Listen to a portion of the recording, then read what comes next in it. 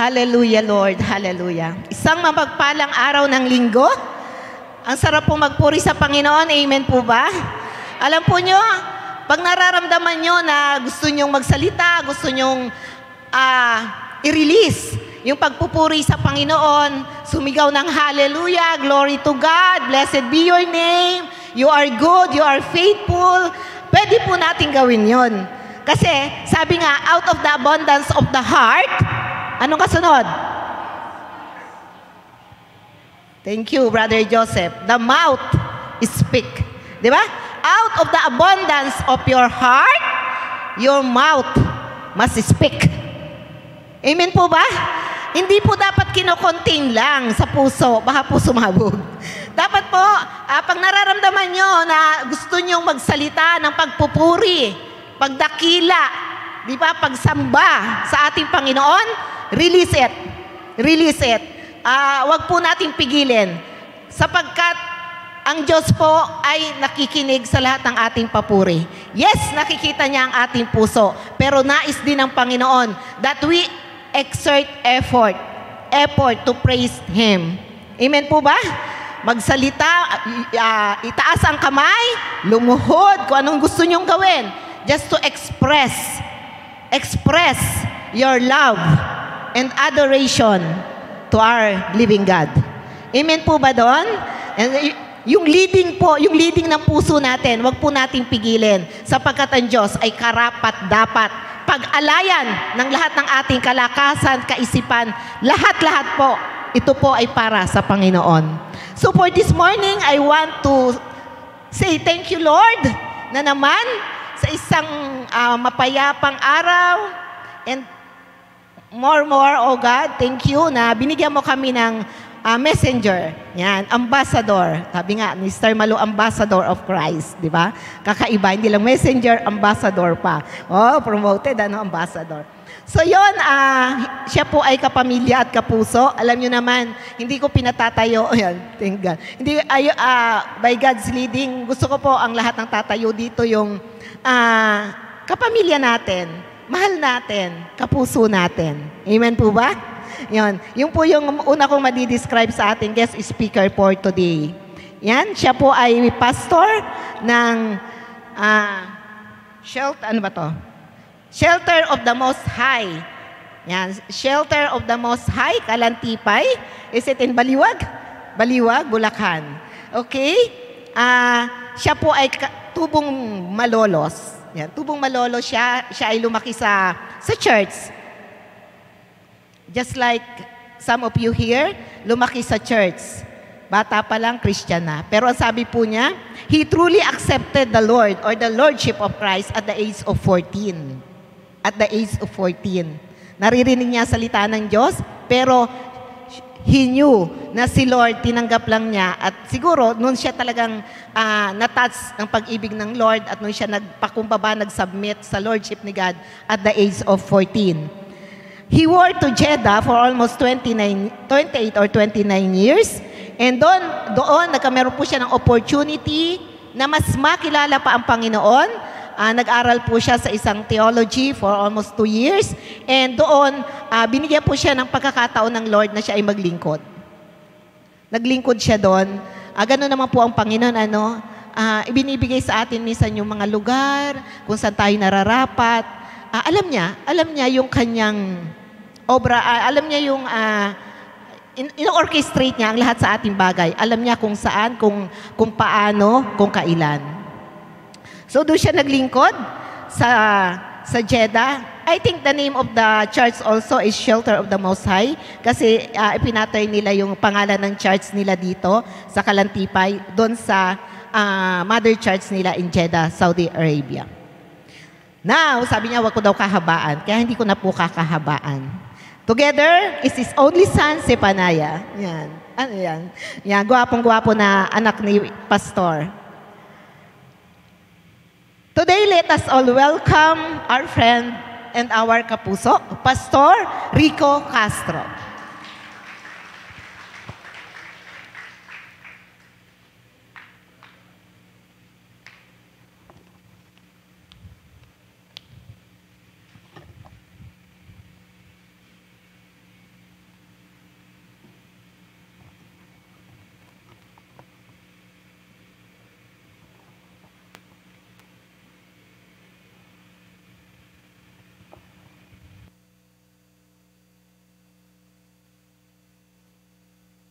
Hello.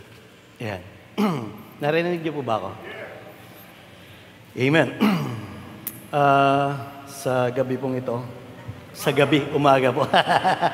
Medyo natetense ako. Kasi sa shelter Kalantipayo ay hindi naman po kami ganong karamihan, kaya medyo magulo kami. Pero dito ho ay kailangan tayong magseryoso. Okay, ngayong umaga po ay marami tayong dapat pag-aralan. Bilang isang Kristiyano, actually, ang pagiging Kristiyano hindi ho magtatapos lamang dito sa church o dito sa loob ng panambahan. Kahit sa labas, dala-dala ho natin yan. Especially, at more importantly, yung pong Word of God. Kasi kahit saan po tayo makarating, dapat meron ho tayong isasagot sa ating kapwa-tao, lalong-lalo na pagdating sa mga spiritual na bagay. Ang ating pag-aaralan ay, actually maraming nakakaalam nung ating pong tatalakayin eh. Ito po ay patungkol ho sa revival. Ano po? Sino ba rito ang nakadalo na ng tinatawag na revival night or revival seminars? Di ba, may mga ganun ho tayong mga Christians eh. At minsan dumadalo pa tayo ng midweek service na natatalakay regarding sa revival. Ano po, hindi na po ito iba sa atin. At makikita ho natin na siguro magiging tanong natin, ano ba ang ibig sabihin ng revival? Paano ko ba i-apply sa buhay ko to? O ano ang pinakaugat? Bakit may salitang revival? Ano po? Napakahalaga po nito, kaya bear with me dahil medyo mahaba-haba po yung ating tatalakayin. At kung maalala ninyo, sa Biblia, meron hong mga, mamaya i-define ho natin ito, no? Kasi sa totoo lang po, yung salitang revival, sorry, okay lang po ba? Okay. Yung salitang revival, wala po sa Biblia yan. Yung word, verbatim, wala po salita yung revival. Pero meron yung tinatawag na restore, yung reform or renewed. Kaya medyo pagagaanin natin konti, pero yung salitang revival, wala po sa Biblia. Kapag ka ho, nag-research kayo, ang makikita nyo hong definition, more on sa mga scholars po natin. Or doon sa mga worldly dictionaries or encyclopedias. Like for example, sa Google, mag-research tayo sa dictionary sa Wikipedia. Magbibigay ho siya ng natural na meaning ng salitang revival. Kasi pagdating ho sa mga words, salit-salin ho iyan, habang nagtatagal, may mga words na hindi natin ginagamit, may mga words naman ho, na dahil sa ang Biblia ay matandang Biblia, meron tayong mga ginagamit na hindi na ho siya ginagamit sa panahon ngayon. Ngayon, kung matatandaan niyo po, ang 12 apostles, o hindi lamang 12, maraming mga apostles sa Biblia, mga disciples, kasi tayo rin ho kasi mga disciples, eh. The word metetes sa Greek, o disciples, ang ibig sabihin po niyan, pupil, or student, listener, o tayo parang mga estudyante ng ating Panginoong Jesucristo. So maraming mga disciples, especially sa 12 disciples, na nakaranas sila ng bagang masalimuot na kamatayan. Ano po? Yung kamatayan na dinanas ng mga apostles, hindi ho biro. Kasi tayo normally pag kami namatayan, normal na narinig natin, inatake sa puso, may sakit, o namamatay sa natural causes. Pero alam niyo po ba, na ang mga disciples ay namatay ng napaka-masalimuot na kamatayan? Hindi ho ito dahil gusto nilang magpakamatay. Ano po? Kung babasahin natin ang Biblia, noong first century, ito ho yung pumutok yung tinatawag na persecution. Nung nagkaroon ng persecution, after ho ng ating Panginoon namatay at bumalik ang ating Panginoon Jesucristo sa langit, nagkaroon ho ng matinding persecution. Sana ho dyan si Paul. Si Paul ho napugutan ng ulo eh. Tingnan niyo pa maigi ha. Bakit natin ho titingnan nito? Kasi i-connect lang ho natin sa salitang revival sa panahon ngayon. Kasi marami ho ay nagkakaroon ng misunderstanding o misunderstood doon sa salitang revival pagka interpret natin ang Biblia. Karamihan po rito ay naka-attend po nung kinandak ni Pastor Ray regarding sa hermeneutics o principle of biblical interpretations, yung hermeneutics. mga principles na ginagamit paano i-interpret ang Biblia. Tingnan niyo po, si Stephen, Acts chapter 7, paano namatay? Namatay ho sa pamamagitan ng bato. Napakasakit ho, no, hindi ba? Napakasakit na kamatayan. Pero wala tayong narinig kay Stephen sa Book of Acts, chapter 7, na siya ay nagreklamo sa Diyos. Ano ho? Napakatinding kamatayan. At nung habang siya'y binabato at malapit ng mamatay, binuksan ho ng Diyos ang langit at nakita niya ang ating Panginoong Kristo na nasa kanang luklukan ng Ama. Just imagine niyo po, no? Literally, nakita niya yung glory, yung kapangyarihan ng Diyos. Hindi yung nakita ng karamihan yon.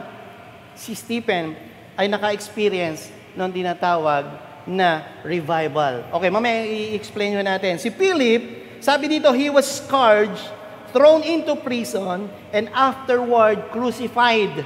Si Philip ho ito, isa ho sa pinili doon sa Book of Acts chapter 5 na maging deacon o mga laga doon ho sa mga, dahil ang mga apostles ay kasalukuyang nagtuturo ng salita ng Diyos. Always remember, in chapter 2 ng Acts, sabi po ni Peter, they were continually devoting themselves into the apostles' doctrine or teaching. Kaya kung makikita nyo, ang mga apostles, meron silang pinanghahawakan na katotohanan. Kaya kung bakit nakikita natin sa history kung gaano katatag yung kanilang stand pagdating sa pananampalataya. Matthew, being slain with a halberd, a combined spear and battle axe. Ito po yung, kumbaga yung parang itak, mahabang kahoy na meron hong parang itak sa dulo at may tulis pa ho yan. Yun ho yung pumatay kay Matthew. Si James the Less, at the age of 94, he was beat and stoned by the Jews. And finally, had his brain dashed out with a fuller's club. Alam mo yung fuller's club? Yung parang bat. At sa dulo ho, may mga talim-talim, tulis-tulis ho yun. Parang sa ibang ho, ang nilalagay doon, parang metal. Kahoy ho siyang mahaba, tapos meron hong metal at matatalim. Yun ho yung nawasak ho ang ulo ho ni James the Less. Si Matthias, he was stoned at Jerusalem and then beheaded. Pinugutan ng ulo. Si Andrew, crucified on the cross. Saint Mark was dragged to pieces by the people of Alexandria. Peter, he was crucified upside down. Si Paul gave his neck to the sword. O sa labas ng Roma, pinugutan ho ng ulo si Paul. Alam mo po si Paul, kung i-compare ho natin sa panahon ngayon, actually mayaman si Paul eh. Tent maker ho siya. Pero simula nung tinanggap niya ang Panginoon, ay hanggang sa magbuwis siya ng buhay, wala naman ho siya nakamtang maraming pera eh. Actually, gutom, sakit, bilanggo, hagupit, lahat ng masasakit na nararanasan tao, naranasan ni Paul eh. Ang ating Panginoon Kristo, ganun din po. Pero makita natin, sa kanila, nagbigay siya ng papuri sa Diyos sa pamamagitan ng kanyang kamatayan, siya po ay pinugutan ng ulo.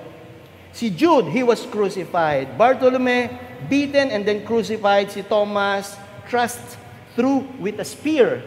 Ano po? And then si Simon, he was crucified. Ang nakaligtas lamang po sa 12 disciples, sa 12 alagad, ay si John the Beloved. O si Apostle John na sumulat ho ng Book of John, ng 1st, 2nd, 3rd John, at saka ng Revelation. Siya po dapat ay iuhulog sa kumukulong langis. Pero miraculously, iniligtas po siya ng Diyos hanggang sa napunta po siya sa lugar ng Patmos at doon po naisulat yung Revelation, yung pangitain ni John. Bakit ko sinabi to? Dito ho, i-connect natin dahil yung salitang revival ay makikita natin, sabi po rito, revival is the noun form of the verb revive. Kaya ginamit natin yung salitang restore, revive, reform, and renewed. So ang unang meaning na makikita natin, to live again, or to return, or to restore to consciousness or life. Number 2, na definition, the restoration of something to its true nature and purpose. And then makikita natin sa number 3, additionally, the term may mean reform. Kaya nga ho, pagka minabasa tayo o minakasharean tayo, sinabi reform, ibig sabihin yan, hindi ho yan nakakonect sa katulad ng Reformation, na naririnig natin ngayon ng 15th century na nag-iba ng doktrina. Itong doktrina nito, kailangan itong sundin natin. Ang reform ho, kalimitan, ina-apply ho yan sa ating sarili. Yan hong restore, reform, renewed, naranasan ho yan ng mga apostles. Kaya lang magtataka tayo, kung naranasan ng mga apostol, bakit kailangan silang magpakamatay? Just imagine, yung buhay, ngayon parang ano tayo, no? Parang nandun tayo sa lugar na kung saan safety zone. Walang persecution. Walang gumagambala. Ang gumagambala sa mga churches ngayon, chismis. Yung mga bagay na pwedeng sumira, hindi siya biblical. Alam niyo po ba, kapag binasa niyo yung history regarding sa, anong tawag nito? Yung paghihiwalay ng mga churches, divisions sa mga churches. Alam niyo po ba ang dahilan bakit ho nagkakaroon division sa aral ng Biblia? Kaya kung makikita natin from history to history, pinagtatanggol nung mga nagbuwis ng buhay yung aral ni Kristo. Kaya dito po makikita pa lang natin, parang ang dating ng meaning ng revival is all about parang dati tayong mananampalataya, nag-backslide, and then bumalik sa Panginoon. Parang to live again. Pero dito, lahat naman tayo, even bago tayo tumanggap sa Panginoon, meron na tayong kilalang Diyos eh. Meron na tayong pananampalataya eh. Kahit nga mga mananampalataya ngayon kay Kristo, nasa loob ng mga churches, maaring hindi pa gano'n natin kakilala ang Panginoon. Dito, titingnan natin ang verses na ating titingnan kung paano natin makukuha o ma-define ng maayos yung salitang revival. Sis, pakilagay nga sa ating text. Ang ating text ay matatagpuan po sa Luke chapter 6, verse 46 to 49. Dito muna po tayo sa dalawa, dahil ang ating Panginoon Kristo ay may tanong. Tandaan po natin, itong tanong, may sagot po ang ating Panginoon Kristo at sa kanyang sagot, dito po pinapatunayan kung ano ang dapat nating gawin. Tingnan niyo po ang verse 46. At bakit tinatawag ninyo ako Panginoon, Panginoon, at di ninyo ginagawa ang mga bagay na aking sinasabi? Ngayon, ang magiging tanong po dyan, Panginoon, ako tumatawag ng Panginoon. Lahat naman po tayo rito. Lahat na tayo tumatawag ng Panginoon? Okay, dito lang tayo magkakaroon ng problema sa pangalawang tanong natin. At di ninyo ginagawa ang mga bagay na aking sinasabi. Siguro tatanong natin, Panginoon, ano ba yung mga bagay na dapat kong gawin para maging maayos yung aking kalooban para sa iyo? O ano bang mga bagay para maging totoo ako sa harapan mo na dapat kong gawin? So, ito po yung ating unang titingnan. Tingnan niyo po, yung salitang revival, dahil wala nga po sa Biblia, i-define ho natin siya literally, kamukha po ng salitang trust, love, ano pang meron, tingnan niyo po, halimbawa yung love. Yung love, madali siyang i-define at merong mga definition na makikita tayo sa Bible. Ano po? Tayo, madi-define natin yung love. Kasi kalimitan tayo, yung pag-ibig ay hindi nagmamaliw. Ang pag-ibig ay, sabi nga nung iba, ang pag-ibig ay magastos. Ang pag-ibig ay buwis buhay. Ibig sabihin ay lahat binibigay natin. Time, effort, money, yan ho yung pinapakita natin totoong pag-ibig. Pero makikita natin sa Biblia, even si Paul, i-define ho niya yung love sa 1 Corinthians chapter 13. Love is kind, love is, ang dami. Bakit ho kaya na-define ni Paul? Hindi dahil sa alam niya yung meaning o definition. Dahil na-experience niya. Alam niyo po, pagka isang bagay na-experience, tsaka nyo lang masasabi. Ba, yung salitang victory. Bakit may salitang victory? Ano ba, sa basketball, laro kami ng anak ko, may kalabang kami. Kailangan naming manalo kasi merong trophy. Nandaya ako. Dinaya ako ng konti, nanggulang ako. Palagay niyo ba masasabi niyo yung tamang definition ng victory? Hindi ho. Yung victory, madali nyo ma-identify dahil may meaning ho siya sa mga dictionary. Pero true meaning ng victory ay yung sa'yo manggagaling. Ikaw ang makaka-experience. Sino ba? Marami tayong problema. Marami tayong mga pagsubok. Marami tayong kabagabagan, bagyo ng buhay. Marami tayong dapat ayusin. Biglang naayos. Hindi ba? Napakasarap sabihin, I am victorious. O ako'y mananagumpay. Yun yung totoong meaning. Kasi yung meaning, makikita lang siya, pero hindi mo mararamdaman. Iba ho kasi kapag tayo ho ang nakaranas. Even sa salitang trust, hindi ba? Ngayon po lang nakita yung tao, nagtiwala ka, biglang niloko ka. Palagay niyo trust yon? Hindi. Tingnan niyo sabi sa Biblia. Ano ang definition trust? Trust in the Lord with all your hearts and lean not unto your own understanding in all your ways. Lahat Yung mga bagay na makikita natin dapat gawin at saka nyo palang ma-define yung talagang definition ng trust. Tama? Kaya pagdating ho sa definition, tayo ho ang makakaresolba. Tingnan nyo, ang daming nagde-define ho ng revival, daming mga seminars, pero wala kayong makikitang definition sa Biblia, kundi yung personal definition natin sa salitang revival. Ang daming mga scholars, yung ating hong pinaliwanag na definition, scholar ho natin ang nagbigay lang hon because of his experience sa Lord. Ano po? Revival. Napakagandang salita. Restore, reform, renew, and restoration.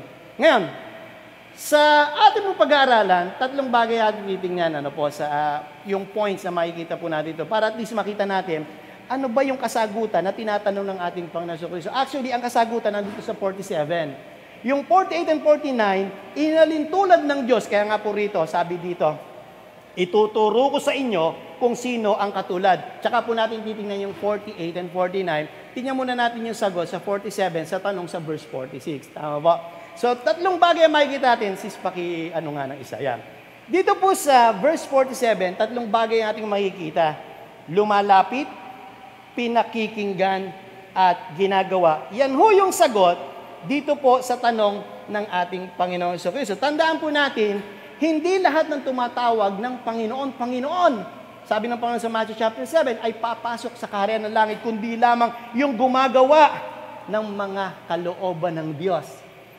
Yun ho yung pinakasusi. Pero makikita natin, dito ho, tatlong bagay ang gustong i-apply ng Diyos. Point number 1, ang bawat lumalapit sa English, everyone who comes to me.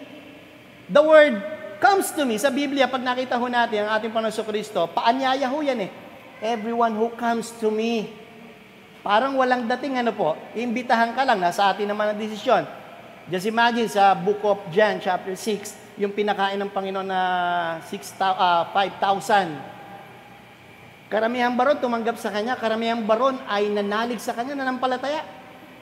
Pag binasa niyo po yung the whole chapter and chapter 6, karamihan sa kanila tumalikod. Bakit? Alam niyo, sabi ng Panginoon, after makatawid doon sa kabilang ibayo, kaya naman sila sumusunod para malamnan ang kanilang mga tiyan. Nagpapakain ng Panginoon Pero hindi nila alam, may inaalok ang Diyos o merong paanyaya ang Panginoon. Ano sabi ng Panginoon? I am the bread of life. There is something, merong mga bagay na kapag nag-anyaya ang Diyos, dapat may nangyayari. Kaya nga ho tayo mula nung naging mananampalataya, hindi ba, nung nag-anyaya ang Panginoon na tanggapin natin, lahat tayo tumanggap sa Panginoon, amen? Yung experience natin, paano natin tinanggap ang Panginoon? May nangyari ba sa buhay ko? There is something na nangyayari kapag may tumatanggap sa Panginoon. Ang sabi ng Panginoon in Matthew chapter 11, verse 28, maraming may kabisa nito Come unto me. Lumapit kayo sa akin, kayong mga narabibigatang lubha, at kayo'y aking pagpapahingahin. Merong mangyayari. Kapag lumapit ka, na may mangyayari sa'yo. Hindi lamang yung kagalingan ang inaalok ng Panginoon, kundi yung spiritual na kagalingan. Kaya sabi, come unto me, all you are weary and heavy laden, and I will give you rest. Rest ng yung ating kaluluwa. Pagod na yung ating kaluluwa sa kasalanan, sa mga problema suliranin ng mundong ito. Even sa chapter 7, yung huling kapistahan na kung saan sumigaw ang ating Panginoon Jesucristo na inaanyayahan, ang mga nauuhaw, lumapit sa akin, at kayo'y aking paiinumin. Ano yung paiinom ng Panginoon? Yung buhay na walang hanggan sa pamamagitan ng banal na Espiritu, na kapag ikay nananampalataya sa Panginoon, yung banal na Espiritu sasayo. Parang batis na aagos yan hanggang sa buhay na walang hanggan. Walang hinto yan. Ngayon, ang nagiging problema, kapag tinanggap natin ng Panginoon, nagbago tayo ngayon, bukas, balik na naman doon sa pagiging makasalanan. Ano po? So makikita natin, yung revival pa lang, napakalawak at napakaganda ng meaning kung i-apply ho natin sa ating sarili. Si Peter, naalala niyo po sa Matthew chapter 14, nung lumakad po ang ating Panginoon Kristo, nagpakita kay Matthew at doon sa mga alagad, ay kay Peter, doon po sa bangkat nakita ating Panginoon Kristo, sabi ni Peter, "It's a ghost! Panginoon, kung ikaw yan!" Kasi nakita naglalakad ang ating Panginoon Kristo. Anong sabi ng Panginoon? Hindi pa may paanyayang Panginoon kay Peter? Ano po sabi ni Jesus? "Come." There is power kapag inanyayahan tayo, ginrab natin. Pero kapag hindi natin niyakap yung paanyaya ng Diyos, mananatili ho tayong tigang doon sa ating espiritual. There is something. Yan yung kapangyarihan ng Panginoon, sinabi kay Peter, "Come!" Hindi ba nakalakad si Peter? Biglang lumubog si Peter. Kasalanan ba ng Diyos yun? Hindi. Kasalanan ni Peter. Humina ang kanyang pananampalataya nung nakita niyang lumalaki ng alon at yung bagyo.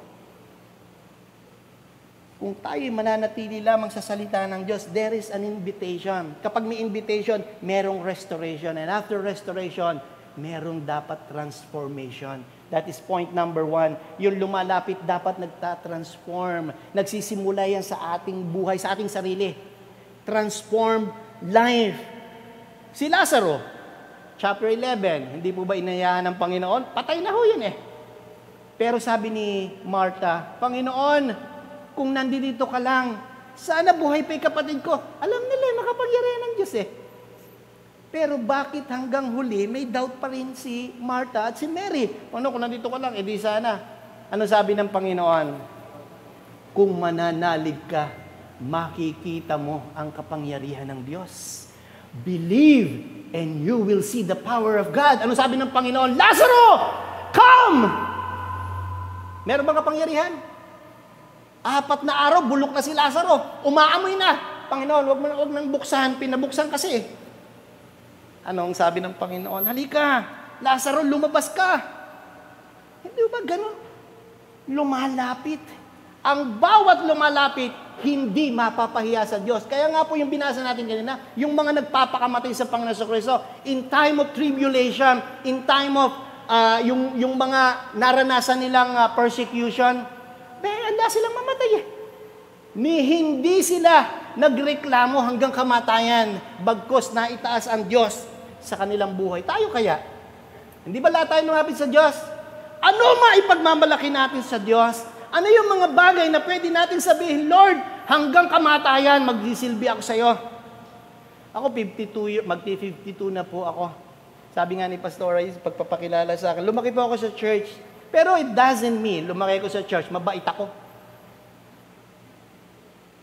Minsan o madalas sa buhay ko, naging walang hiyaho ako. Pero, nirevive ako ng Diyos. At lahat tayo nakakaranas noon. At dapat pagdating ng revival, hindi ka na magre-revive again. Hindi ka na dapat uulitin i-revive. Dapat tuloy-tuloy na ikay namumuhay doon sa salita ng Diyos. Kaya may kapangyarihan doon sa imbitasyon ng Diyos. Kaya ang sabi, bakit mo ako tinatawag ng Panginoon at di ninyo ginagawa ang mga bagay na aking sinasabi?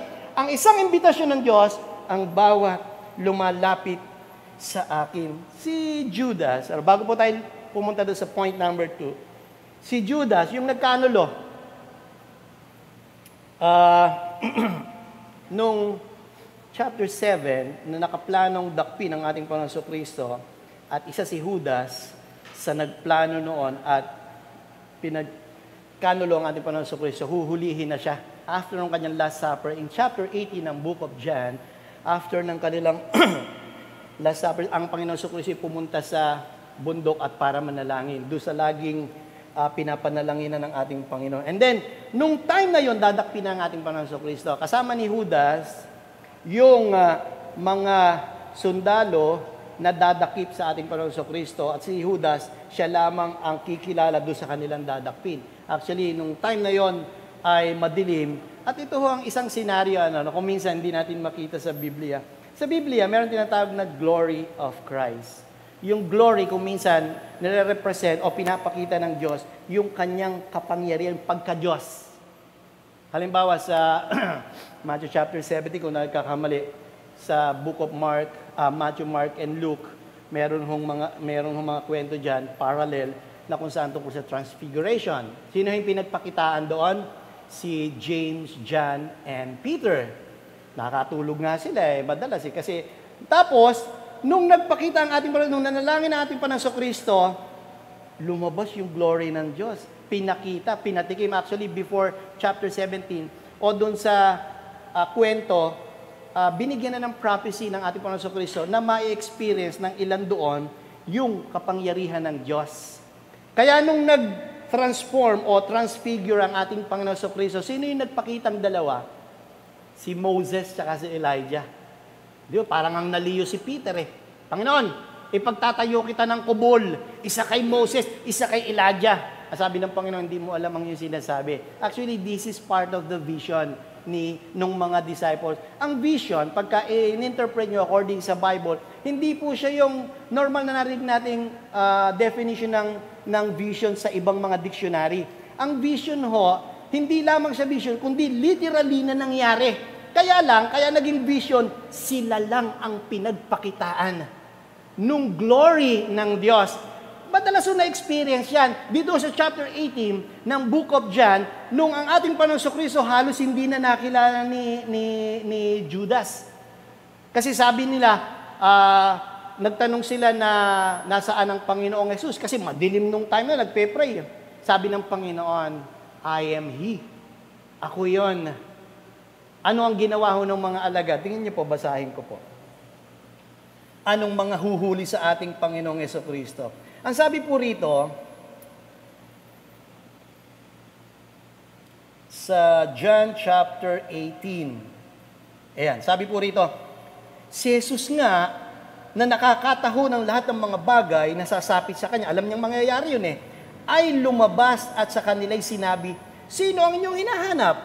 Verse 5, sumagot sila, si Jesus ng taga Nazaret.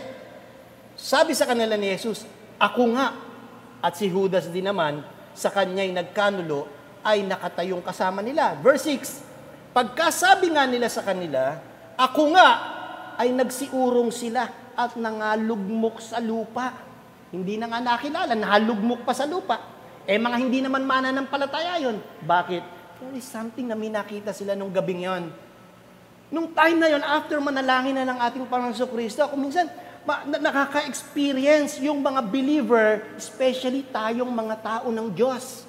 Kaya yung mga disciples, even si Paul, di ba si Paul sa chapter 9 ng Book of Acts, nagpakita sa kanya Panginoon? After nun, ano ginawa niya?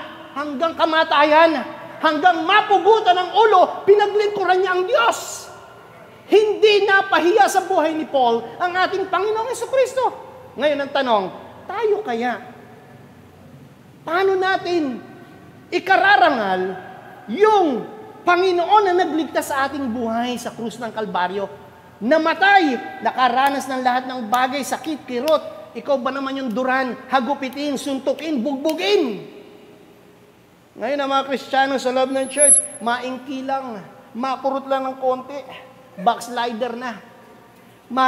Maingki lang, lipat ako ng ibang church. Doon ako sa, Lord, ayoko rito, mainit, walang aircon, doon ako sa may aircon. Christian ngayon, sabi nga po ni John MacArthur, ang karamihan sa mga Christian ngayon, yung tinatawag na cafeteria Christianity. Gusto kung saan masarap, gusto kung saan komportable. Hindi naman sinabi ng Biblia, magpakamatay ka alang-alang sa pananampalataya. Ang sinasabi ng Biblia, gawin mo yung mga bagay na gusto ng Diyos. Lalo ngayon, dapat sinasamantala natin, bakit walang persecution Alam nyo, na-experience namin sa Saudi Arabia, nagpe-praise and worship kami. Alive. May kumakatok ho sa amin. Hindi ho katok ng kamay. Martilyo. At nung panahon na yon, pinaghuhuli yung mga leader. Elder na ho ako nun. Kaya makikita natin, ang daming mga experience natin sa buhay na dapat pinararangalan natin ang Panginoon. Point number 2, hindi lamang dapat tayo lumalapit dahil sa pasimula, sa ating paglapit, dapat may pagbabago. Meron hong transformation. And then point number 2, ito isa sa mahalaga, and hears my word. Everyone who comes, everyone who hears. Hindi lamang po dapat tayo magtatapos dun sa paanyaya. Meron ho tayong gagawin. Ano ho yun? Pakikinggan yung salita ng Diyos. Ano yung dapat nating pakinggan? Tanungin ko po kayo. Sorry po, inom muna po ako. Natutuyo po yung ano ko eh.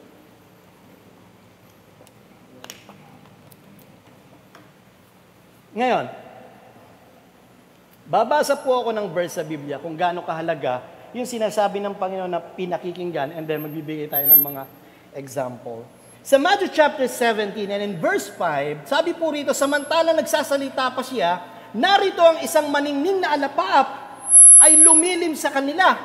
At narito ang isang tinig na mula sa alapaap. Ito yung after ng transfiguration, nagsalita ang Ama sa langit. At ito ang sinabi, sabi dito. At narito ang isang tinig mula sa alapaap na nagsasabi, ito ang sinisinta kong anak, na siya kong kinalulugdan. Siya ang iyong pakinggan. Okay, take note. Dapat pala ang pinakikinggan natin ang ating Panginoong Jesucristo. Sabi ng Ama na nasa langit. In John chapter 8, verse 52, sinabi ng mga Hudyo sa kanya, ngayon nalalaman naming mayroong kang demonyo. Namatay si Abraham at ang mga propeta at sinasabi mo kung ang sino mang tumutupad ng aking salita ay hindi matitikman magpakailanman ang kamatayan, which is true dahil wala naman tayong kamatayan pag tayo nakikristo na. Yun ho yung pinatutunayan ng Panginoon si Kristo sa John chapter 8. In chapter 10 verse 27, dinirinig ng aking mga tupa ang aking tinig at sila'y aking nakikilala at sila'y nagsisisunod sa akin. Nakikilala, nagsisisunod sa akin. In 14:15 ng John, kung ako'y inyong iniibig, ay tutuparin niyo ang aking mga utos. Yung tagubili ng Panginoon sa Matthew chapter 28, nung bago siya pumunta sa langit, na ituro ninyo sa kanila ang kanilang gaganapin, ang lahat ng mga bagay na inutos ko sa inyo. 2 John chapter 1, in verse 9, ang sino mang nagpapatuloy at hindi nananahan sa aral ni Kristo, ay hindi kinaroroonan ng Diyos. Ang nananahan sa aral ay kinaroroonan ng Ama at gayon din ng Anak. Ang ganda po, ano? Ito po ay patungkol sa ating Panginoon sa Kristo, sa mga bagay na inutos, mga bagay natin gawin. Ano ho yung gagawin natin kung wala na naman tayong sinusunod na utos? Anong magagawa natin kung wala tayong alam na utos? Tama? Okay, magtatanong ako. Sa Biblia, sa Old Testament pa lang, meron tayong ilang books na meron sa Old Testament? 39 books sa Old Testament and 27 sa New Testament. Pero alam niyo ba na mas maraming utos sa New kesa sa Old? Sa Old Testament merong kabuang 613 laws. Sa New Testament merong 1,050 laws, mga utos, mga gabay na dapat nating sundin. Hindi yung sinasabi ng Biblia, lahat na yun, yung 1,000 plus na yun, kailangan sundin mo pag hindi ka ligtas. Hindi ho ganun ang Bible at hindi ho ganun ang ating Panginoon. Kaya nga, suma total, iyan ay sinabi ng Panginoon at inirekomenda ni Paul sa Galatians chapter 5, verse 22, but the fruit of the Spirit, love, joy, peace, long-suffering, kindness, goodness, faithfulness, self-control. Against such, there is no law. Alin daw yun? Yung bunga. Kaninong bunga? Sa atin ba? Hindi. Bunga ng Espiritu. Dahil wala tayong magandang bunga eh. Kaya nung sumaatin ang banal na Espiritu, nung tinanggap natin, magbubunga dapat. At na-experience yon yung mga ni-revive ng Diyos, yung mga binasa natin kanina, yung mga believer. Dapat tayo nakakaranas ng ganon. Ngayon, ang tanong, ilang batas kung merong in totality, merong 1,663 laws, Old and New Testament sa 66 books ng Bible, sino ho sa inyo makakapagbigay ng isang utos? Meron kayo natatandang utos? Huwag kang papatay. Ayan. Sa Ten Commandments, 10 na agad yun, ano po? Pero sa Ten Commandments, makikita po natin, maraming nakaduktong doon na batas. Yung mga basic laws yung ating naaninagan agad. Kaya kung titignan natin, sa dami ng utos, yun na ba alam ko, huwag kang papatay, huwag kang magnanakaw, ibigin mo ang ama't ina, igalang mo ang iyong ama't ina, unahin mo ang Diyos ng higit sa lahat, ipangiling mo ang araw ng Sabat. Yung 10 na yun, yung ba lang ang batas sa Biblia? Hindi ho, kaya meron tayong 1,600. Pero, ang susunod na tanong, dito ho sa batas sa Biblia, napakaraming batas, pero kakaunti lang yung alam natin. Pero kung tatanungin ko kayo, sa batas ng tao, like for example, pamanhiin, anong tawag dito, yung kasabihan, mga Chinese proverbs, napakarami nating alam eh. Babasahan ko kayo, dami kong kinuha. Actually, nung lumalabas more than 1,000 plus yung mga napamuhay natin. Hindi ba sa patay na lang? Bawal magwalis. Pero wala sa Biblia. Nung namatay si Lazaro, hindi naman nagwalis sila. Pero hindi sinasabing marumi yung paligid. Pero walang batas na huwag ka magwalis pag ikay namatayan. Pero ginagawa natin, tama? Kaya tingnan niyo yung mga burol, ang dudumi. Ang dami kong napuntahang patay. Ilang beses na rin po tayong naimbitahan para magsalita. Napakarurumi. Hindi nagwawalis. Malas daw po. Yung salita lang malas at swerte. Problematic na ho yun sa Biblia. Kasi pagka malas, ibig sabihin dumidepende ka dun sa mga bagay na hindi involve ang Diyos. Chance lang ho yun. Malas naman. No? Swerte ako ngayon Bakit di natin sabihin, Panginoon, ikaw na bahala sa akin ngayong umaga hanggang hapon, yung aking kakanin, yung aking kalakasan. Hindi ba? Pero nabubuhay tayo doon sa batas na hindi inutos ng Diyos. Yung bata, kailangan mo itawid. Nanginginig na yung bata sa takot Itatawid mo pa rin sa kabaong. Sa Chinese proverbs, maglalagay ka ng pera doon sa kamay. At bago ililibing, kukunin mo yon. Swerte daw yon, lalago ang yung business. Yung iba naman naglalagay sa paanan ng maraming pera. Ito, part ng Chinese proverbs. Para daw may pamasahe at paglakbay. Alam niyo, lagi taliwas sa Biblia yun Mamaya titingnan natin, pipinpoint natin. Minsan, makikita natin masakit magsalita ang Biblia. Pero yung sakit na yun ang magkakaroon ng transformation sa buhay ng bawat isa. Pero hindi natin ginagawa. Ang dami pang mga, hindi ba, yung hong sa patay na pagka pala aalis ka, halimbawa yung namatayan, ikaw bumisita, sumilip ka, nagpaalam ka, hindi ka iyahatid nung namatayan. Bawal daw ho yun. Actually, may mga meaning dito, haba lang ho tayo. Pagka pala nagtatago sila, nisilip Kasi na-experience namin yun Nung kami ho ay pumunta sa anong lugar ba yun? Nueva Ecija, Namatay po yung aking bilas. Part ho ng sinusunod lang isa sa mga pamanhiin ay hindi ho hinahatid kahit mahal sa buhay. Kaya nung umalis kami, sinisilip ko Walang tumitingin, nagtatago sila sa kwarto walang paalam, God bless. At ganun din pala na halos lahat hunong sa patay, meron hong sugalan. Meron hong kumbaga, parang binibigyan pa ng importance yung sugal kesa ho doon sa mga nakikiramay. Bakit Kasi may tong. May alak, may sugal. Kailan ho kayo naka-experience ng patay o namatayan na walang sugal? Ako, di ko na babanggitin, pero may mga na-experience ho ako. Ay, yung kababata ko ho na namatay. He was only 19 or 20 years old. Binangungot. Inatake sa puso, namatay ho siya. Christian buong family. 4 days yung lamay. Wala kaming ginawa kundi Bible study, umawit ng gospel songs.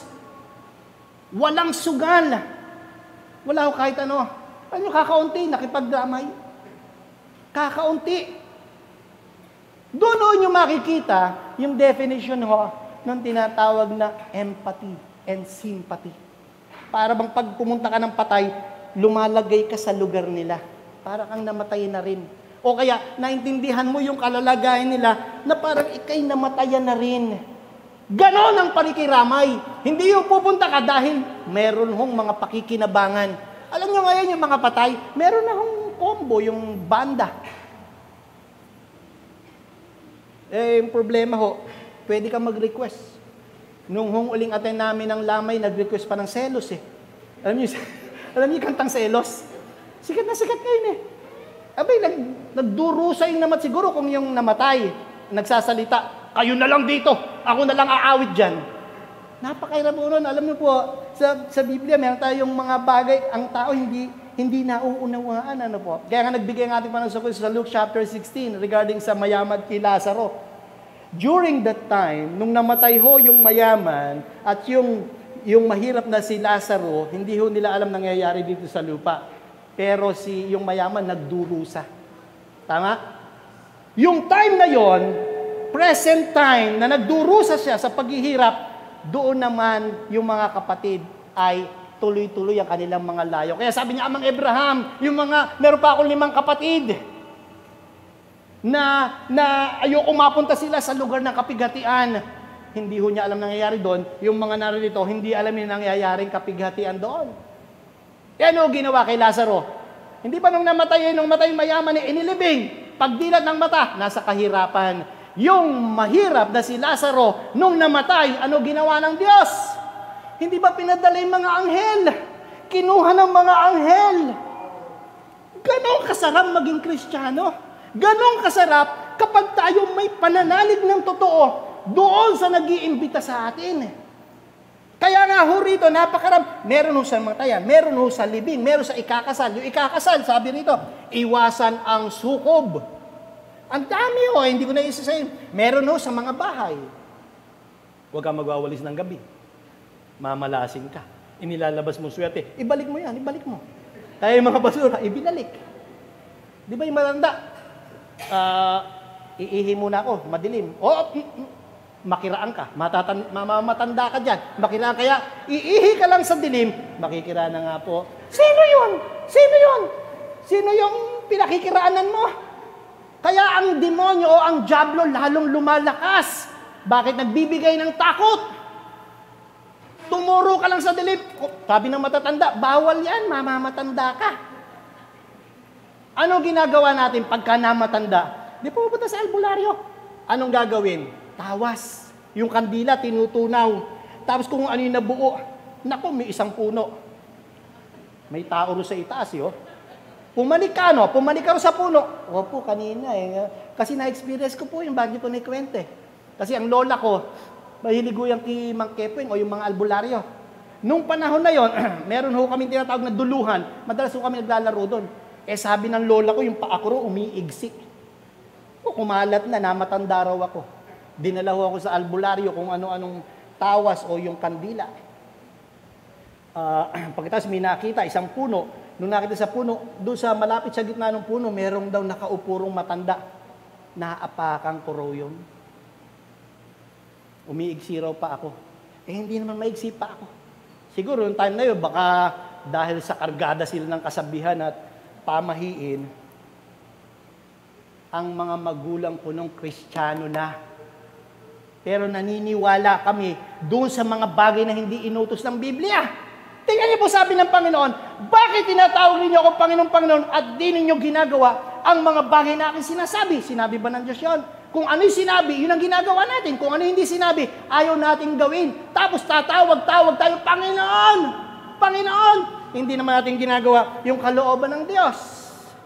Ang daming kasabihan. Ililibing yung tatay ko. Yung paglabas lang sa pinto, nagkakagulo sila. Huling lamay ho nung dumating ako, nung kinabukasan, inilibing na, hindi humailabas yung kabaong. Dahil una-una, medyo masikip po doon sa matandang bahay namin, idinano sa bintana. O sabi ho nung nakabuhat, dahil buhat-buhat na ho tatay ko, sabi ho nung mga nagbubuhat, yung mga tao dyan, yung pamilya lumabas na. Hindi mailalabas ang bangkay hanggat nandiyan kayo sa loob ng bahay. Merong fear. Alam nyo, sabi ko, ilabas nyo kahit nandiyan mga kapatid ko. Dahil una-una, hindi ako naniniwala sa ganon. Dahil sinabi lamang ng tao, hindi sinabi ng Diyos. Tingnan niyo po ang sabi ng Panginoon. Sa Book of Matthew, chapter 15 and in verse 9, tingnan niyo po sabi ng Panginoon, datapwat walang kabuluhan ng pagsamba nila sa akin, na nagtuturo ng kanilang pinakaaral ang mga utos ng tao. Kaya kung sino yung magbawal sa inyo, sino magsabi mamamatanda ka, in respect sa ating matatanda, pero kailangan mabago yung ating pananaw. Lalo kung sinasabi natin na tayo mananampalataya kay Kristo, yung utos ni Kristo, yung pinagagawa ni Kristo, yun ang dapat natin gawin. Kaya kung ikaw ay naiihi, umihi ka kahit madilim. Sabi ng Biblia, tayo bilang isang Kristiyano, dahil meron kang banal na Espiritu, nagliliwanag ka. Kaya kahit sino magbawal sa inyo, ikaw man ay pumunta o kung ano man yung... Hindi ba sabi ng Biblia? Greater is He that is in me than he that is in the world. Sino daw yung greatest? Pero ano nangyayari? Mas takot tayo sa maraming bagay.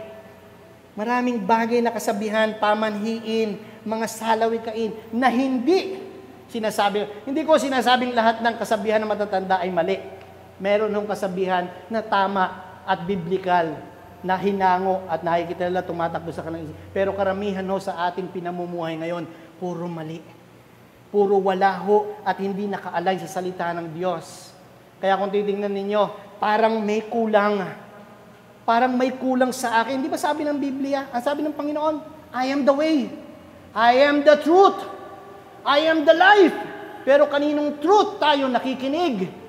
Kaya kung minsan hindi natin ramdam, yung talagang kapangyarihan na magbubulid sa atin sa tapang, nahaharapin lahat ng bagay. Hindi ba o sino unang magagalit sa inyo? Pamilya, kapatid, magulang, mga kamag-anak, kaibigan. Kapag tinayuan mo ang salita ng Diyos, kaya nga nagpapakamatay yung mga disciples eh. Kaya nga nakaranas sila eh. Bakit? Galit sa kanila ang mundo. Dahil kaaway sila ng Diyos. Isa sa mga bagay na nakita natin, hindi lamang pala dapat tayo lumapit o sa paan niya, kundi dapat pinakikinggan natin ang utos ng Panginoon. Bigyan ko yun ng halimbawa ng utos ng ating Panginoon. Mag-research ho kayo at i-compare nyo ho yung utos ng Biblia at utos ho ng tao. Makita nyo, napakaraming utos ng tao na ginagawa natin ngayon, lalong-lalo ng karamihan sa mga Kristiyano. Marks of the true Christian, in Romans chapter 12, sabi ng Apostol Pablo, eto ho ang utos. Napakaganda, pakinggan niyo po. Ilan lamang ho ito sa marami. Pero hindi nyo kailangan kabisaduhin para magawa nyo lahat. Bahala ang banal na Espiritu na gawin ang lahat ng bagay sa kalooban ng Panginoon. Tingnan niyo po, Romans chapter 12 in verse 9, ang pag-ibig ay maging walang mapagpaimbabaw. Kapuotan ninyo ang masama. Makisanib kayo sa mabuti. Sa pag-ibig sa mga kapatid ay mangagmahalan kayo. Sa kapurihan ay pinagpauna ko sa isa't isa ang iba. Huwag mga tamad sa pagsusumikap. Maningas sa espiritu, mapaglingkod sa Panginoon. Ano pa? Makigalak kayo sa magalak sa pag-asa, mapagmatiisin sa kapighatian, mapagmatiyagain sa pananalangin, mapagdamay sa mga kailangan ng mga banal, maging mapagpatuloy. Pagpalain ninyo ang mga sa mga sa inyo'y nagsisiusig. Pagpalain ninyo at huwag ninyong sumpain. Makigalak kayo sa nangagagalak, makiiyak kayo sa nagsisiiyak. Ito yung sinasabi natin, na kung tayo man ay dapat pure yung ating puso. Ano po? Makiisa kayo sa pag-iisip, huwag ninyong ilagak ang inyong pag-iisip sa mga bagay na kapalaluan, kundi makiayon kayo sa mga bagay na may pakumbabaan. Huwag kayong mga pantas sa inyong mga sariling haka. Huwag kayong mga bayad na kanino man ng masama sa masama. Isipin ninyo mga bagay na kapuri-puri sa harap ng lahat ng tao. Kung maaari, ayon sa inyong makaya, ay magkaroon kayo ng kapayapaan sa lahat ng tao, and so on, and so on. Ang gaganda ho, ano? Pero nasusunod ba natin yung utos ng Diyos? Kaya ho, ang bagsak pa rin natin, bakit nyo ako tinatawag ng Panginoon? Hindi naman ninyo ginagawa ang aking sinasabi. Ang taming inutos ng Panginoon at magaganap lang natin iyon kapag ka nagpasakop tayo sa kalooban ng Panginoon. Number 3, at ito ang pinakasusi para matukoy natin the true revival, the key is obedience. Ano po, kahit marami kang alam, kahit scholar ka, hindi ka naman nananalangin, hindi ka naman lumunod sa Panginoon, hindi ka naman nagpapagamit, hindi ka naman sumusunod sa mga bagay na gusto ng Diyos, kahit ikaw na ang pinakamatalino sa buong mundo. Useless o yun. Kaya kung titingnan nyo, sino nilalapitan ng Panginoon? Karamihan, yung mga mabababa ang puso. Yung mga nagugutom, nauuhaw sa kanyang salita. Kaya kung titingnan natin, paggamit ng ating Panginoon Kristo sa mga salita niya, laging hinihimok po tayo. Number 3, and acts on them.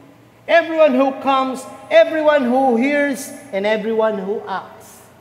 And then mabubuo natin yung sabi ng Biblia. Tingnan niyo po rito. Basahin ko po ang ilang mga passage. Sa Luke chapter 11 and in verse 28, datapwat sinabi niya, oo, bagko sa lalong mapapalad ang nangakikinig ng salita ng Diyos at ito'y ginaganap.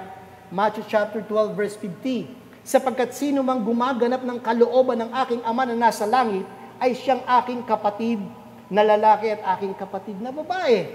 John 14:23, sumagot si Jesus at sinabi sa kanya, kung ang sino man ay umiibig sa akin, ay kanyang tutuparin ang aking salita, at siya'y iibigin ng aking Ama, at kami pasasa kanya, at siya'y gagawin naming aming tahanan.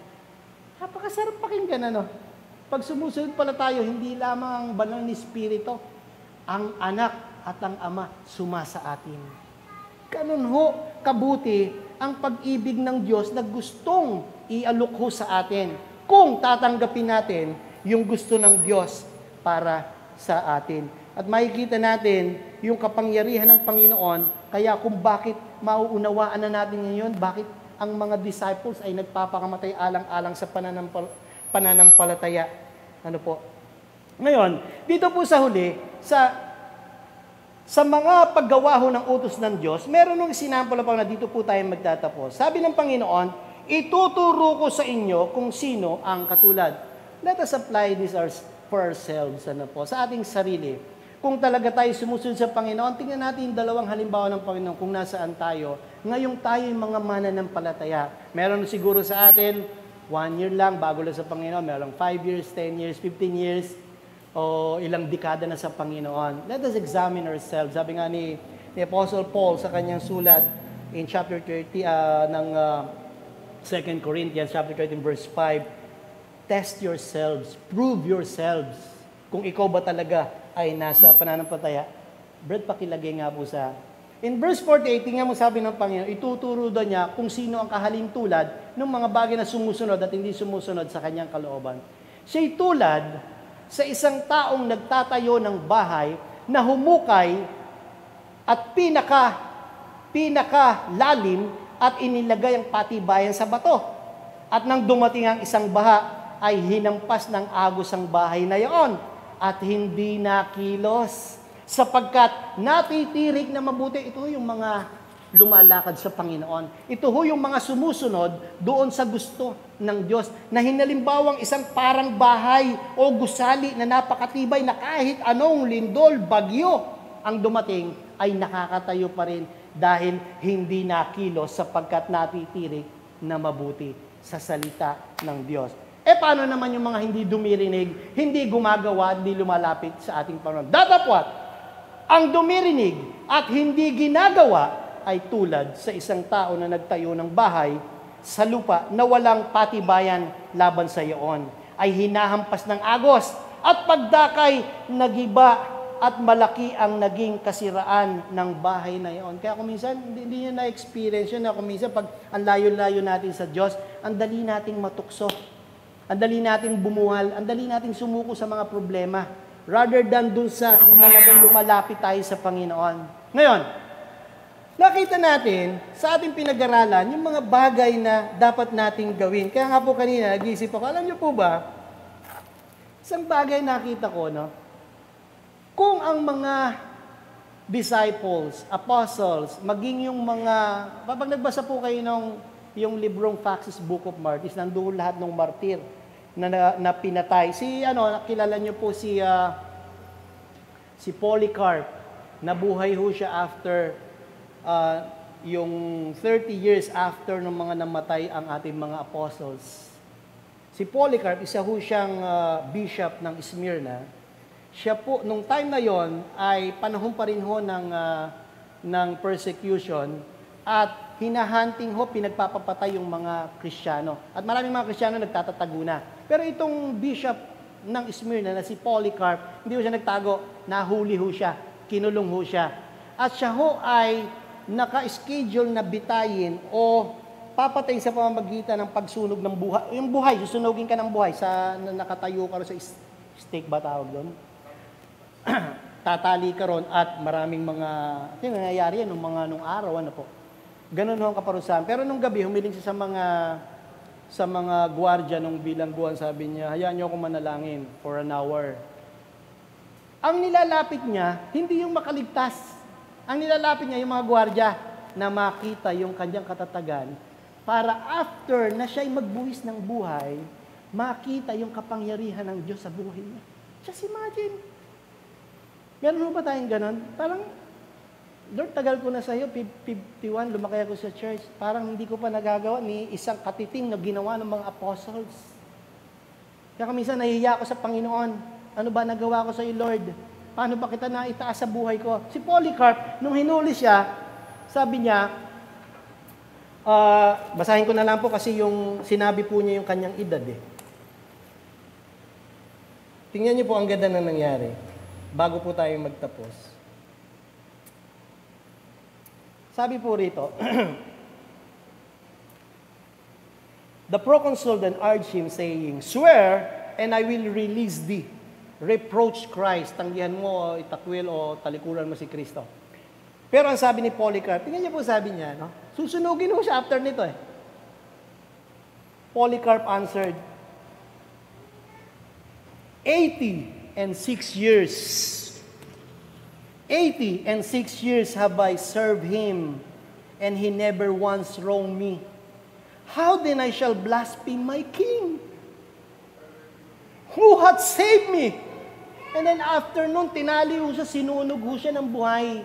At nung nakikita ho, nung sumusunog sa kanya, na parang hindi siya nasasaktan, parang nakatingala lang sa langit at parang na-enjoy pa, parang si Shadrach, Meshach, Abednego. Alam niyo ginawa sa kanya? Kaso ramdam niya yung isip, sino ba naman yung hindi makakaramdam? Konting init lang at tayo, nagwawala eh. Hindi po ba? Dito, wala akong marinig. Habang sinusunog siya, nung nakita ng gwardya, ang ginawa, dahil parang hindi nasasaktan, tinusok ho siya ng sibat. At yung kanyang dugo, halos mamatay ho yung apoy na nasa harapan niya. Ganun katindi. Ganun katindi, dinanas. Pero never na tinalikuran ng Diyos. Si James, si Stephen, yung 12, even si John. Alam niyo kung ano sikreto? Alam niyo kung bakit hanggang kamatayan ay kaya nilang dalhin? Kakampi nila ang Diyos. Kakampi. Bakit? Tumayo sila sa katotohanan. Kaya pag tumayo ka sa katotohanan, ihanda mo sarili mo. Maraming magagalit sa iyo. Ano ba kung magalit sa inyo? Huwag lang yung Kristong ating pinaglilingkuran. Dahil isang araw haharap tayo sa Panginoon. Pagharap natin sa Panginoon, ano sabi ng Panginoon? Ikakahiya ko rin kayo kung hindi natin gagawin yung mga bagay na dapat natin gawin dito sa mundo habang tayo nabubuhay. Napakasakit. Pero nakakahiya sa Panginoon dahil hanggang ngayon, hindi natin maipakita. At karamihan sa mga Christian, mga bed of roses. Hindi yung sinasabing magwala tayo dyan sa labas, huwag kang kumain, magpasi ka para... Hindi ho. May kanya-kanya tayong ibibigay ang Diyos na buhay kung paano tayo magagamit. Ang gusto ng Diyos ay maipakita sa atin, maipamuhay natin, para tayo rin ay makita yung kapangyarihan ng Diyos na lumulukob sa atin. Yung makita ka pa lang, iyan ang Kristiyano. Iyan ang Christian. Iyan yung tagasunod. Ngayon, ano nangyayari sa mga Christian church? Kanya-kanyang bakbakan. Simple problem, divisions, ang dami. Pero pagdating sa salita, hindi na napapansin. Tayuan ho natin ang salita. Ang Panginoon, lagi nating kakampi. Purihin po ang Panginoon.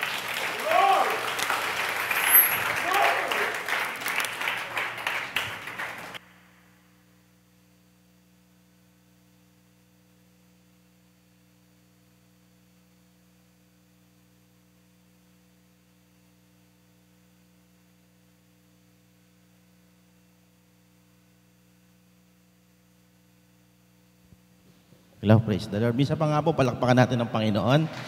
Napakaganda ng mensahe ng Lord. Diba? Nakaka-bless po yung Word of God. Ngayon po ay dadako naman tayo sa inuutos din ng Panginoon. Tama ba, Pastor? Meron din po kautusan sa pagbibigay. Purihin po ang Panginoon. Nais ko pong basahin mo lang muna ang Matthew chapter 6. Yan. Verse 25, mga kapatid. Kaya nga, sinasabi ko sa inyo, huwag kayong mga balisa sa inyong pamumuhay, kung anong baga ang inyong kakainin, o kung ano man ang inyong iinumin. Kahit ang inyong mga katawan, kung ano ang inyong daramtin. Hindi baga mahigit ang buhay kaysa sa pagkain, at ang katawan kaysa sa pananamit? Masdan ninyo ang mga ibon sa langit, na hindi sila nangaghahasik, ni nangagsisipagapas, ni nangagtitipon man sa mga bangan, at sila'y pinakakain ng inyong Ama na sa kalangitan. Hindi baga lalong higit ang halaga ninyo kaysa sa kanila? At alin sa inyo ang sa pagkabalisa ay nakapagdaragdag ng isang siko o sukat ng kanyang buhay? At tungkol sa pananamit, bakit kayo nangangabalisa? Wariin ninyo ang mga liro sa parang, kung paanong nagsisilaki, hindi papagal ni nangagsusulid man. Gayon may sinasabi ko sa inyo, na kahit si Solomon man sa buong kaluwalhatian niya ay hindi nakapaggayak na gaya ng isa sa mga ito. Verse 30. Ngunit ang pinararamtan ng Diyos ay ganito, ang damo sa parang na ngayon ay buhay, at sa kinabukas ay ginagatong sakalan. Hindi baga lalong-lalo na kayong pararamtan niya, o kayong mga kakaunti ang pananampalataya. Huwag kayong mga balisa na nagsabi ano ang aming kakainin, o ano man ang aming iinumin, o ano man ang aming daramtin, sapagkat ang lahat ng mga bagay na ito ay siyang pinaghahanap ng mga hentil. Yamang talastas ng inyong Ama sa kalangitan na ang kinakailangan ninyo ang lahat ng mga bagay na ito.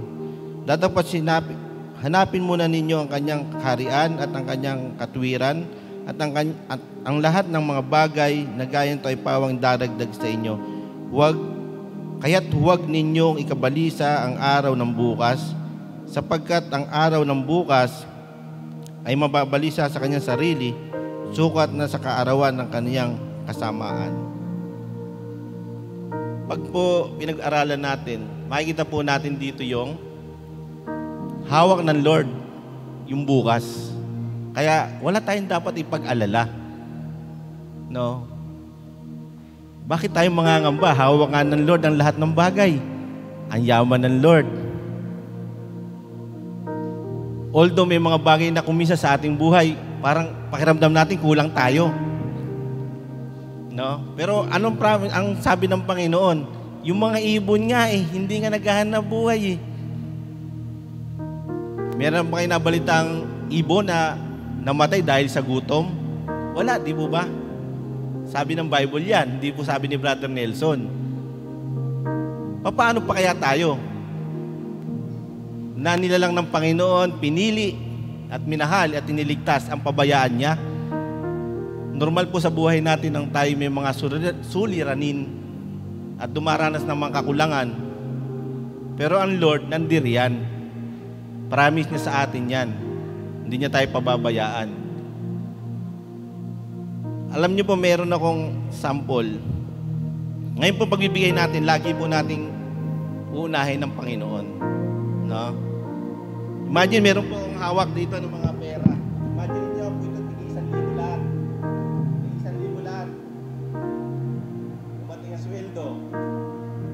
Wala natin naisip. Bill na kuryente. Magkano bill natin kuryente? 5,000. 1, 2, 3, 4, 5. Tagay, bayad na kuryente. Tubig. 1,000. 1, 2, 3, 4, 5. Kesa 1,000. Load. Sa isang buwan, 500. 1, 2, 3, 4, 5. Load. Ano pa pong bill natin? Binabayaran every month. Ha?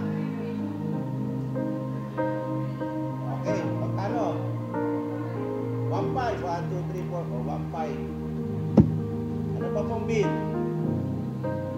Wi-Fi, 2,000. Sa amin, 2,300. 1, 2, 3. Ano pa po?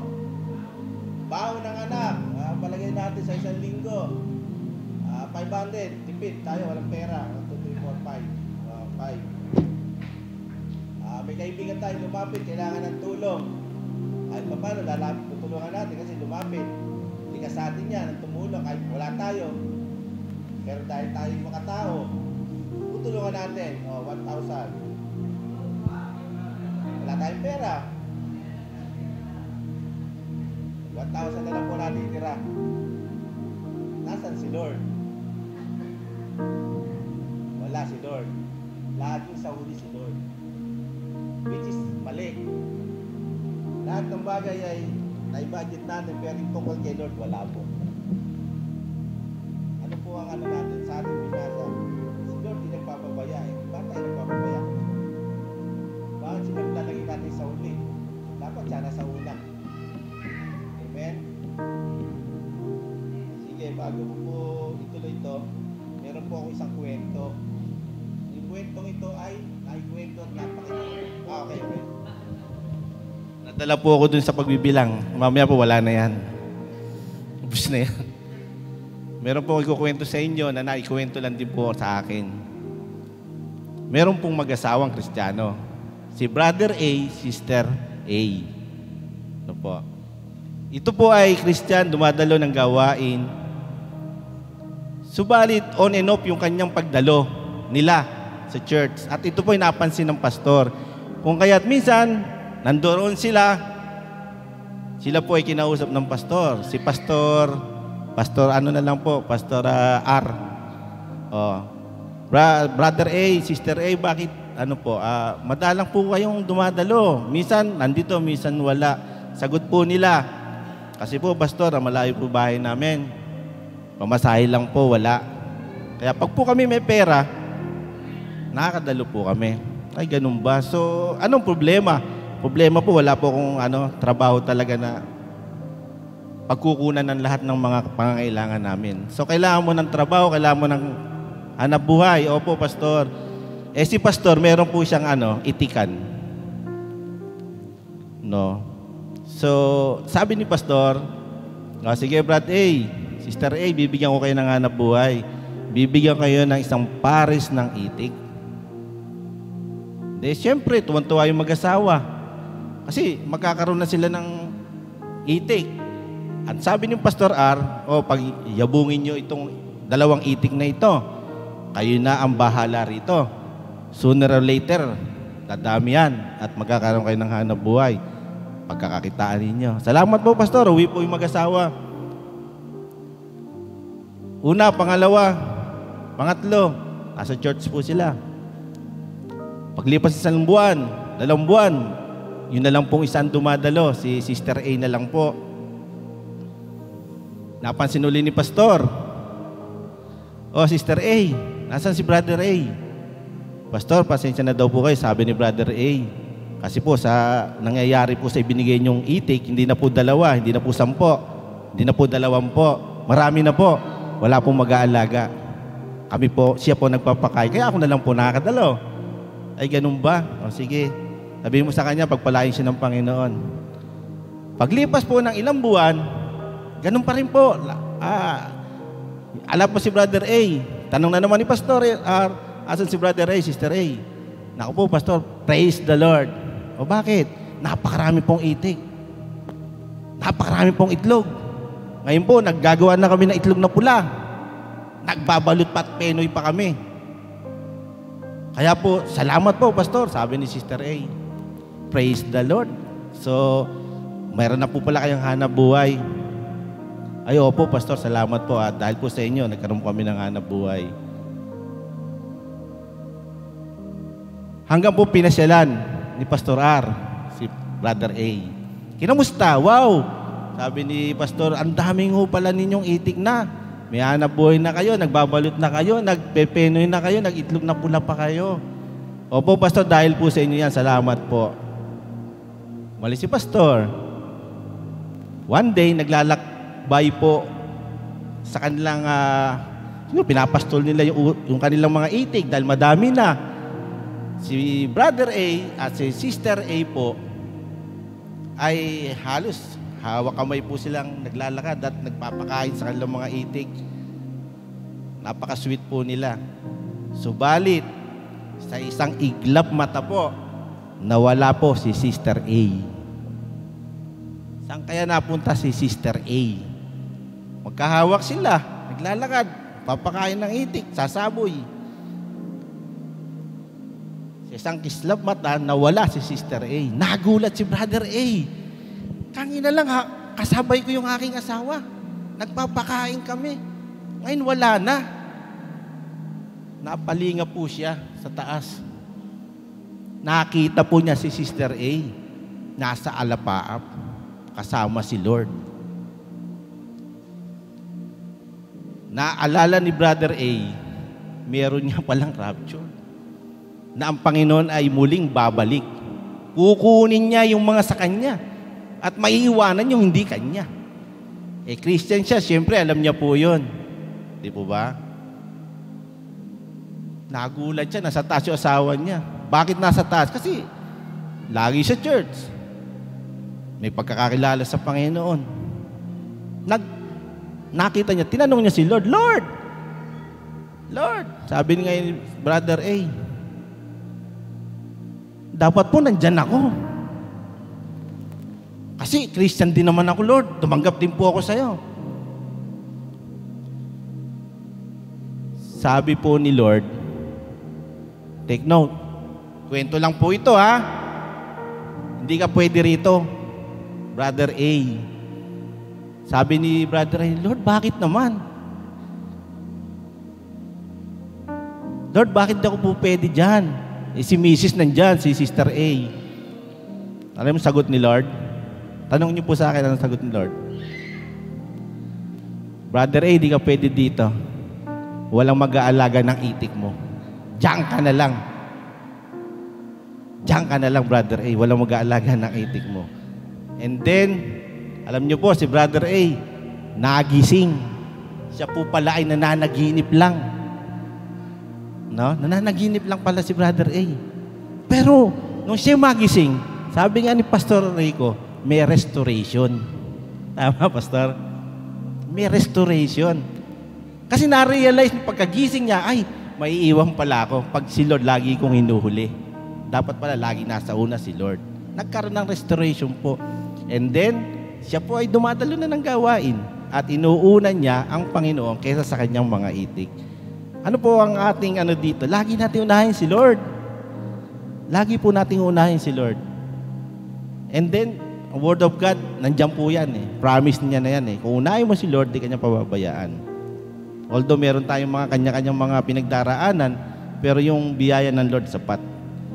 Ang Lord kikilos sa tamang panahon. Ang blessing ng Lord darating in perfect time. Amen? So tayo pong lahat ay manalangin. Thank you, Lord. Salamat sa iyong mga salita, Panginoon, na aming napakinggan kanina sa mensahe, Panginoon, na pinadala mo sa iyong anak. Salamat po, Panginoon, sa mga salita na aming binasa. Lord, nakita po namin na kami, Panginoon, ay dapat na magtiwala sa iyo. Hindi mo kami pababayaan. Lalo na, lagi ka namin inuuna, Panginoon, sa aming buhay. Ang iyong mga pangako ay tapat, Panginoon, at sure na yung gagawin. Salamat po, Panginoon, sa aming pagkakaloob ng aming mga tinatangkilik sa buhay. Lord, ikaw po ang mag-bless nito. Ikaw po ang mapapurihan. At sa bawat salapi, Panginoon, namin pagkakaloob sa iyo, magamit po ito ng naayon sa iyong kalooban. Pagpapalaganap ng iyong mga salita, Panginoon. Salamat po sa mga kapatiran namin magkakaloob.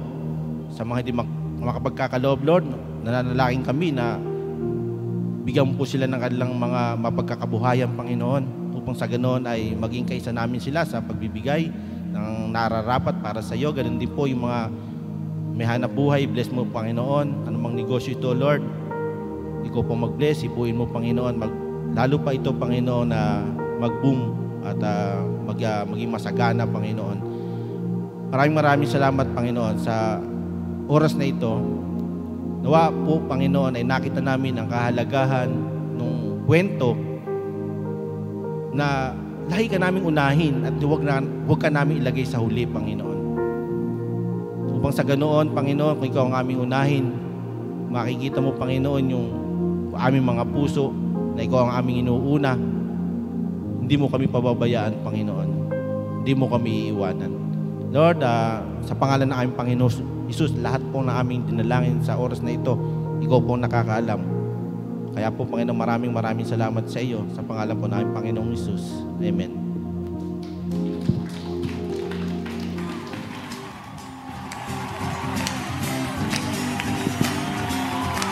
Uulan ng pagpapala, uulan ng pagpapala, uulan ng pagpapala sa bayan nito, O Diyos. Uulan ng pagpapala, uulan ng pagpapala, uulan ng pagpapala sa bayan nito, O Diyos. O Diyos,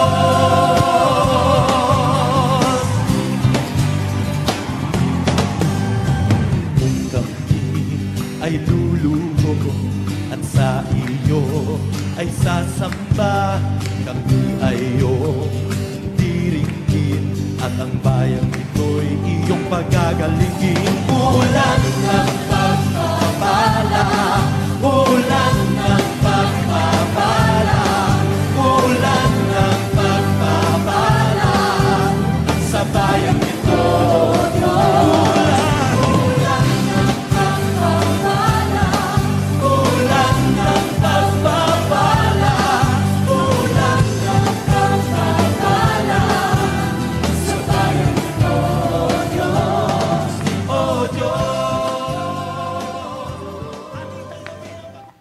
Ayan, tingnan na po natin yung ating announcement. Nauna na po. This coming July 4, Wednesday ba yun? Thursday. This coming July 4 hanggang 7, meron pong magaganap na Daily Vacation Bible School dito po sa likod. Dito pala. Dito. Pero meron din po sa likod kasi wala namang church nun. Yan, may mga kumikilala po kayo ng mga kabataan. 7:30 to 11 a.m. But there is registration through Sister Alisa. Saan ba yung cellphone number mo, Sister Alisa? Okay. Dito kasi may cellphone number kay. Yan. Siyempre, yung malalapit lang po, no? Kasi mga kabataan po to. Again, kung may mga kapitbahay po kayo, kamag-anak, na gustong maka-attend ng Daily Vacation Bible School sa mga bata po to, please register to Sister Alisa at 0191-706-793. Yan. Ang pinakang title po nitong DBBS natin for this year is The Good Planet. Para po again sa mga kabataan to. And hindi ko po makita, kapatid. Ano po ba yan? Ayan. Kuha daw po kayo ng invitation kay Pastor Ercel if you want to invite mga kapitbahay nyo. Another announcement, after the service, meron po tayong graduation ng mga kumuha ng 101 class. Mamimigay po tayo ng certificate. Pero I don't know bakit wala po tayong pakain for today. Next, sa Sunday na lang po, pag-i-start ng doctrinal class. Yan.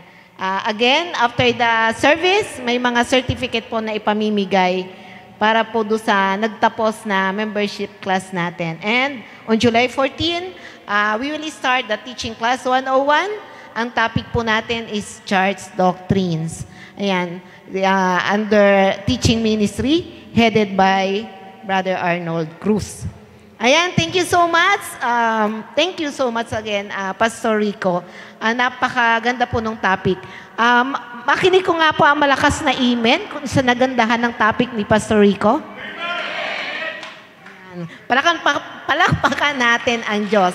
To God be all the glory.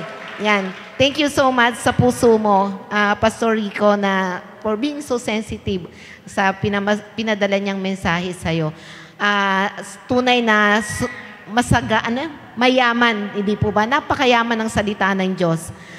Let us pray na among all the verses na nabasa natin and binigay ni Pastor Rico, yung Luke 6:48. Ano yung Luke 6:48? Pag-pray natin, ganun, maging ganun po tayo. Luke, yung maging bunga ng ating pagiging buhay Kristiyano, yung Luke 6:48. Marami mang pagsubok, marami mang bagyo, pero tayo nakatayo, di ba, sa bato. Na kahit anong mangyari, hindi tayo matitinag. Ayan, Luke 6:48. I-memorize po natin. And yung ano naman, yung kabaliktaran nun, na pag hindi tayo nakinig and naging obedient sa salita ng Diyos, ang mangyayari sa atin yung Luke 6:49. Andito man tayo linggo-linggo, yan, Kristiyano man tayo for how many years, kung ilang taon na tayo, ano pa, nagbabasa naman tayo ng Biblia, pero kung hindi naman natin isinasa puso at isinasagawa, ang mangyayari sa atin ay Luke 6:49. Ano ang Luke 6:49? Basahin na lang po natin sa ating mga Biblia kung ano yung Luke 6:49. So, sabi nga, at the end of the day, ang gusto ng God sa atin is Christ-likeness. Yan, like the Lord Jesus Christ. So, courageous, matapang, matatag, hindi natatakot, kahit kamatayan. Amen po ba, mga kapatid? Amen. Tayo pong lahat ay magsitayo for our closing prayer. Hallelujah. You are always good. You are always faithful. Hindi ka nagbabago, Panginoon. Hallelujah. Father in heaven, you are our God. You are our wonderful Savior, our King, our Redeemer, our Healer, our Provider, our King, our Lord, our friend. Thank you, Holy Spirit. Thank you, Holy Spirit. You're so sweet. You're so generous to us in every way. Thank you, loving Holy Spirit. Father God, we honor you today. We honor you. We want to give back all the highest praises to you alone, Father. For you alone. For you alone is God. Walang ibang katulad, walang ibang kagaya, walang ibang papantay, walang mas makapangyarihan, walang mas mabuti. Ikaw lamang, Panginoong Yesus. Salamat po. Maraming salamat na binusog mo kami. Binusog mo kami, Panginoon. Binusog mo kami ng iyong pag-ibig, ng iyong pagmamahal, ng iyong very informative na salita mo, Panginoon, the truth. And thank you for the impartation of courage. Courage. Yung courage na dahil nagtitiwala kami sa iyo at kilala ka namin. We cannot trust you more and more if hindi ka namin kilala, Panginoon. Kaya give us the grace, the desire to know you more. Kilalanin ka pa namin sa mas malalim, mas malawak. Lord, hindi po kami mag-stay as we are now, kundi mag-desire kami na mag-level up, mag-grow up. Panginoon, more of you, Lord, more of you, more of you. Para, Lord, ma-impart kung ano yung ka sa aming buhay, kung ano yung kaya mong gawin sa aming buhay. More of you, Lord, in us. Lord, sabi mo nga, ang banal na Espiritu, ang banal na Espiritu ang siyang tagapagturo namin. Ang banal na Espiritu ang siyang kalakasan namin. Ang banal na Espiritu ang siyang magpapaalaala ng lahat-lahat ng bagay na sinabi mo sa iyong salita. Lalo na yung natutunan namin sa araw na to, Panginoon. Holy Spirit, help us to remember everything that we have heard. Yung puso namin, Panginoon, gawin mong matabang lupa na, Lord, yung salita mo ay na narinig namin sa araw na to ay matanim, Panginoon, sa pinakamalalim na parte, Panginoon. Lord, help us. Holy Spirit, kayo lamang po ang pag-asa namin. Apart from you, we are nothing. And we cannot do anything in this life Kailangan namin ang kapangyarihan mo, O God. Lord, ang mga kapatid ko, i-bless mo. You know where to meet them, God. Meet them at the point of their need, Panginoon. Meet them at the point of their need. Na, Lord, yung salita mo ang maging kasagutan sa lahat-lahat ng kanilang pangailangan. That you are the Jehovah Rapha, the Jehovah Jireh of their lives. You are Yahweh, the great I am. Lord, kayo ang sasagot sa lahat-lahat ng kanilang pangangailangan sa buhay na to. You are more than enough, God. You are more than enough.